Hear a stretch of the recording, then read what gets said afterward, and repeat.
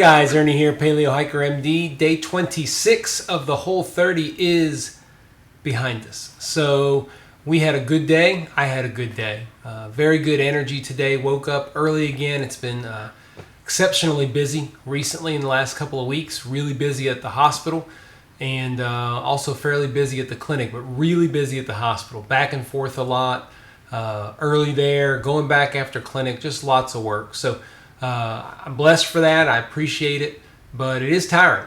And despite that, I felt really good. I really am glad that in this time of being so busy that I chose to do this Whole30 because it's really made a difference for me. So overall, a very good day. Very pleased with how I feel and ready to finish this thing out. All right, so today's challenge, I think, is a challenge that a lot of people face. And that's the challenge of just trying to find an easy thing to eat. Like I said, it was a long day. I had to go back to the hospital for a lot longer than I thought. I thought I was going for a quick 15-minute visit. I ended up there for about an hour and a half dealing with a fairly complicated social situation with the patient. So I got home exhausted. My family was out today. They went to water park with friends, and they came back exhausted.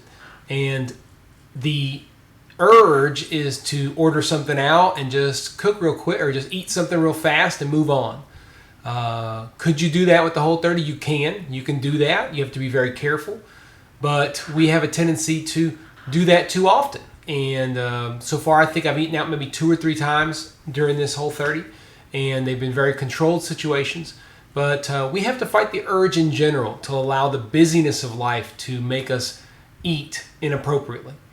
We had food at the house. We've got food here. All I had to do was cook it and spend that extra 30, 45 minutes grilling the chicken wings and getting things ready. So I did that and I fought the urge. So when you feel the urge to eat out just because of laziness, don't do it.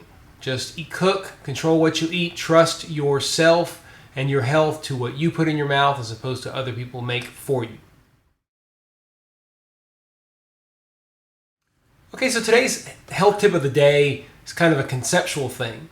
There are a lot of people when they approach a diet, which of course we know diets don't work because you're either on them or you're not. So people are on them, they do well, then they're off of them and they go back to the way they were. And that's kind of my point today.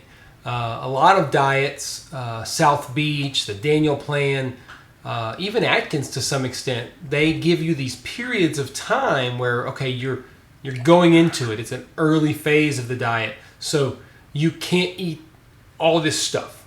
But then as you start to lose weight, you can start to reintroduce things and it's okay. I don't understand that concept. If it's bad for you, it's bad for you. If it's okay for you, it's okay for you. If something's bad for you the first month, 6 weeks, 8 weeks, 3 months, it's bad for you 6 months down the road. I mean, it makes sense to me. So the tip of the day today is to don't buy into fads. Don't buy into things that sound too good to be true. And definitely don't buy into something that says, listen, just avoid this for a while, but you can have it back later because it'll be okay then. It's a trap. It's an absolute trap and don't buy it. If it's bad for you today, it's bad for you tomorrow, it's bad for you next week, it's bad for you next year. So paleo is a very specific guidelines. You can eat this, you can't eat that. End of story. Never changes. Oldest fad diet in humankind. Stick with it. Okay, so what did we eat today? For breakfast, had an apple on the way out the door and some water. For lunch, I had some leftover chicken, grilled chicken last night from the Big Green Egg, as well as some whipped sweet potatoes. Let me tell you guys, I whipped some sweet potatoes up with ghee and a little cinnamon. Highly recommend it. For dinner, we had chicken wings and tostones. Good for me. That's for us is comfort food. And it's absolutely wonderful. And it's not bad for you. So that's what we ate today. All right, guys. So we are nearing the end. We've got 4 days left, I guess, technically, 27 through 30. And 2 weekend days coming up and then 2 work days next week. So stick with it. I think you guys are hopefully doing well and starting to think more and more, like we said, more about post Whole30. What are you going to do with yourself? Like we talked about earlier, if it's bad for you on the Whole30, is it good for you when you're off the Whole30? Now, there are certain parts of the Whole30 that are very restrictive, and you don't need to do that forever. You need to learn from it. Some things you learn on the Whole30 you will need to do forever. If they bother you, if they affect your health, if they affect your emotions, if they affect the way you feel. But you may be able to add certain things back. But there's no good place for a Twinkie.